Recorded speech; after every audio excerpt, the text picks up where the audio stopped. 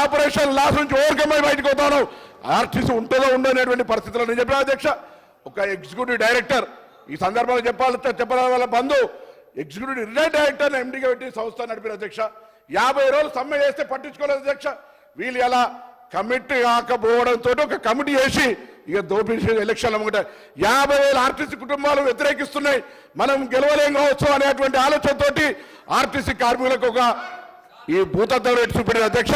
అయినా వాళ్ళు ఇవాళ ఈ ప్రభుత్వాన్ని ఆశీర్వదించారు కాబట్టి మీరు పెండింగ్ లో ఉన్నటువంటి 2017 నుంచి 21 పిఆర్సీ ఇచ్చిన 21%, వాటితో పాటుగా 2013 నుంచి ఉన్నటువంటి బకాయిలు ఎవరిచ్చిన అధ్యక్ష బకాయిలు 280 కోట్లు శాంక్షన్ చేసిన. అవును, పంపిణీలో జాప్యం జరుగుతుండొచ్చు, తప్పకుండా ఈ వేదిక ద్వారా ఈ సభ ద్వారా ఇప్పటికే ప్రభుత్వం 80 కోట్లు ఇచ్చింది, మిగతా కూడా ఇస్తామనే మాట మనం చేస్తా ఉన్నాం. అదేవిధంగా ఈరోజు వాళ్ళు ఏదైతే ఆదరాబాదర అధ్యక్ష డేటు 15వ తారీఖు 29వ తేదీ నాడు వీళ్ళు క్యాబినెట్ చేసి దాని తర్వాత 10 తారీఖున నోటిఫికేషన్ వచ్చింది అధ్యక్ష. వీళ్ళు దీని గురించి మాట్లాడతారు, ముసలి కన్నీరు కాలుస్తారు.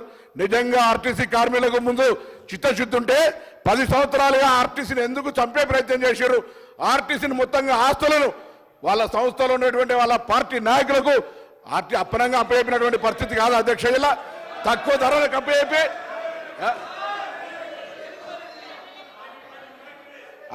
మీ శాసనసభ్యులకు ఆనాడు మీ ఇష్టం ఉన్నట్టుగా ఆర్టీసీ ఆస్తులు ఇచ్చుకున్నటువంటి పరిస్థితి కాదు అధ్యక్ష. ఈ రోజు ఇటువంటి పరిస్థితులలో గౌరవ సభ్యులు ఆనాడు ఆర్టీసీల సంక్షేమానికి కృషి చేస్తా అని పాపం ఆయన మాట ముఖ్యమంత్రి గారు వినకపోతే ఇటు ఆర్టీసీ కార్మికుల ఒత్తిడి అటు పెట్టి ఆఖరికి సంఘాలనే బద్దు చేసినటువంటి వీళ్ళు ఇలా వీళ్ళు మాట్లాడితే ఎట్లా అధ్యక్ష. అందుకే తప్పకుండా మా ప్రభుత్వానికి ఆర్టీసీ సంక్షేమం, ప్రజల రవాణా సౌకర్యం, ఆ విధంగా కార్మికుల సంక్షేమం మా బాధ్యత. మేము ఈ 3 అంశాలను స్ఫూర్తిగా తీసుకొని ఎక్కడ కూడా ఆర్టీసీకి అన్యాయం జరగకుండా కార్మికులకు సంబంధించి తప్పకుండా భవిష్యత్తులో అన్ని రకాల చర్యలు తీసుకుంటామనేటువంటి మాట మనం చేస్తూ ఈరోజు ఆర్టీసీకి సంబంధించి మాట్లాడే నైతిక హక్కు కూడా టీఆర్ఎస్ పార్టీ శాసనసభ్యులకు, అందులో హరీష్ రావు గారు ఆర్థిక శాఖ మంత్రిగా 5 ఏళ్ళు ఉన్నాడు, ఆర్టీసీకి ఏ విధంగా సహకారం చేస్తున్నారు కానీ బడ్జెట్లో 1500 కోట్లు పెడతారు, 400 కోట్లు కూడా ఇవ్వనటువంటి లెక్క మొత్తంగా వారికి నేను లిఖితపూర్వకంగా మీ ద్వారా పంపిస్తా అధ్యక్ష. వీళ్ళు మాట్లాడితే ఎట్లా అధ్యక్ష? ఇవాళ మేము 2400 కోట్లు మహాలక్ష్మి కింద ఇచ్చినటువంటి సొమ్ములో దాదాపు 2000 కోట్ల రూపాయలు ఇప్పటికే ఆర్టీసీకి ఇచ్చినాం. 280 కోట్ల బాండ్ రూపంలో 80 కోట్లు ఇచ్చినాం. 21% పిఆర్సీ 35 కోట్ల అదనం భార పడుతున్నా ఇలా ఆర్టీసీ మేము నిర్ణయం తీసుకున్నాం. భవిష్యత్తులో అన్ని రకాల ఆర్టీసీ సంక్షేమానికి సంబంధించి నిర్ణయాలు తీసుకున్నాం అధ్యక్ష. ఒకసారి వాళ్ళు అడగండి, ఇవన్నీ మాట్లాడిన వాళ్ళు వాళ్ళ ఆర్మూరు ఎమ్మెల్యే జీవన్ రెడ్డి గారు, వాళ్ళ ఆనాడు ఉన్నటువంటి ఎంపీ లేదా ఇంకొక గతంలో ఉన్నటువంటి ఎంపీ ఇవన్నీ తీసుకున్న ఆస్తులు ఆనాడు మీకేమనిపించలేదు అధ్యక్ష? ఆర్టీసీ సంక్షేమం ఆనాడు కనవలేదా? నేను అన్నిటికంటే ఒక ప్రశ్న అడుగుతాను వీళ్ళను.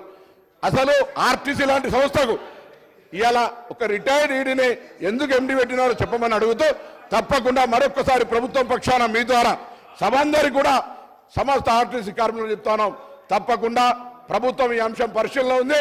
వాళ్ళు కమిటీ కాక ఒక కమిటీ చేసి జాప్యం చేసి ఉండొచ్చు. మేము దాని మీద చర్చల ప్రక్రియ ఇతరత్ర కార్యక్రమాలు తీసుకుంటా ఉన్నాం. తప్పకుండా దానికి సంబంధించి ఆర్టీసీ కార్మికులకు ఎక్కడ కూడా ఇబ్బంది లేకుండా ఉండే విధంగా చర్యలు తీసుకుంటామనే మాట సందర్భంగా మనం చేస్తా ఉన్నాం.